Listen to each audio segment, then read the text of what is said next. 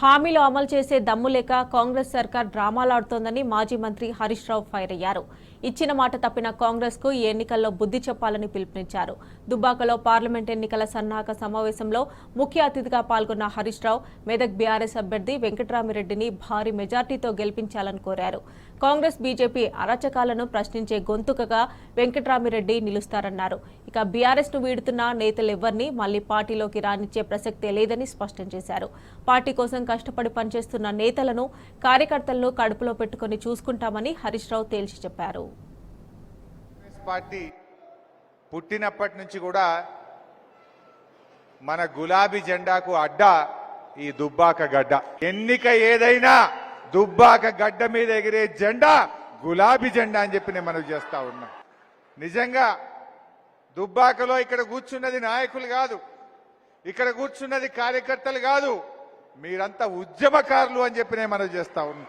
మరి నిన్న ఇవాళ కొన్ని కార్యక్రమాలు చూస్తున్నాం.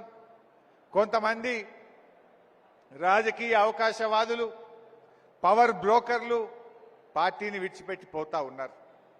ఇదేమన్నా కొత్తనా? మనకు తెలంగాణ ఉద్యమం జరిగేటప్పుడు పట్టున 10 మంది లేకుండా కేసీఆర్ తెలంగాణ ఉద్యమాన్ని ప్రారంభించిండు.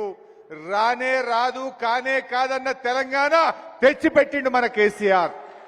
అదేవిధంగా ఆ రోజు ఉద్యమం జరిగేటప్పుడు కూడా నాయకులను కొన్నారు, కానీ ఉద్యమకారులను కొనలేరు, కార్యకర్తల్ని కొనలేరు, తెలంగాణ ప్రజల్ని కొనలేరు అనే విషయం కాంగ్రెస్ పార్టీ గుర్తుపెట్టుకోవాలి. కాళేశ్వరం ప్రాజెక్టు ప్రారంభిస్తే ఇదే కాంగ్రెస్ వాళ్ళు ఏమన్నారు? మేము బతుకుండగా చూస్తాం, ఆ నీళ్లు వస్తాయా అనలే.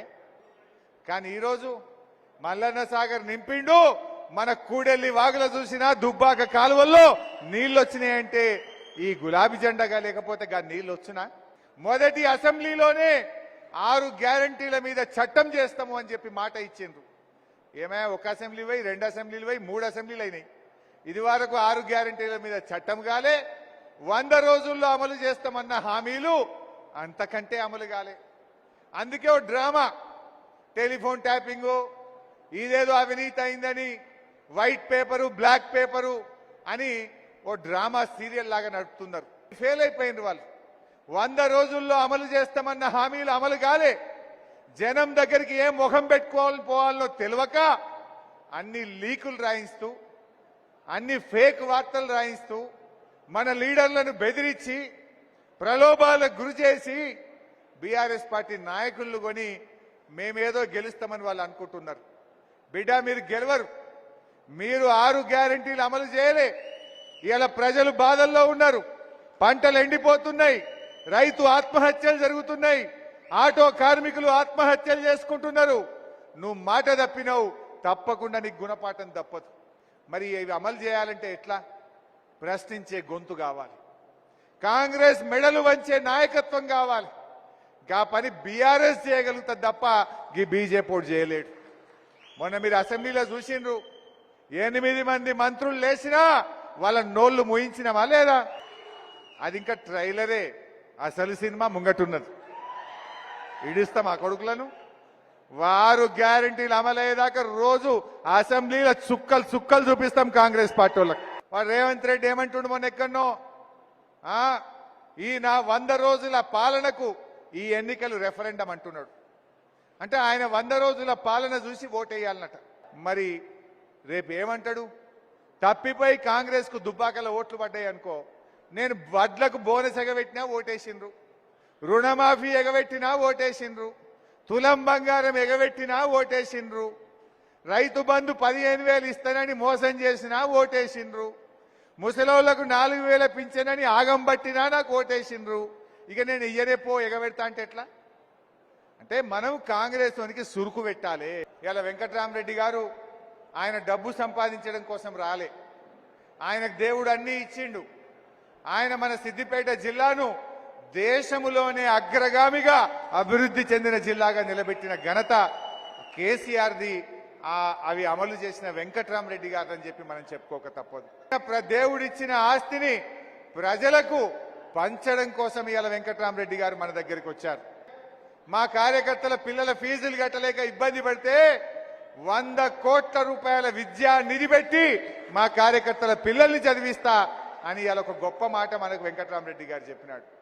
చెప్పడమే కాదు, ఏడాదికి ఎంతమందిని చదివిపించిన్నో, ఎవరికి సహాయం చేసిన్నో నేను ఆన్లైన్లో వెబ్సైట్లోనే పెడతా అని చెప్పి ఇవాళ స్పష్టమైన హామీని మనకిచ్చారు. పేదల కోసం ఇలాంటి ఫంక్షన్ హాల్లు 9 నెలల్లో కట్టి కార్యకర్తలు పేదల కుటుంబాల పెళ్లిళ్లకు ఉచితంగా అందిస్తా అని చెప్పి కూడా ఇవాళ వారు ముందుకు రావడం జరిగింది. ఎంపీగా ఒక విద్యావంతుడు, కలెక్టర్గా పనిచేసిన అనుభవం ఉంది.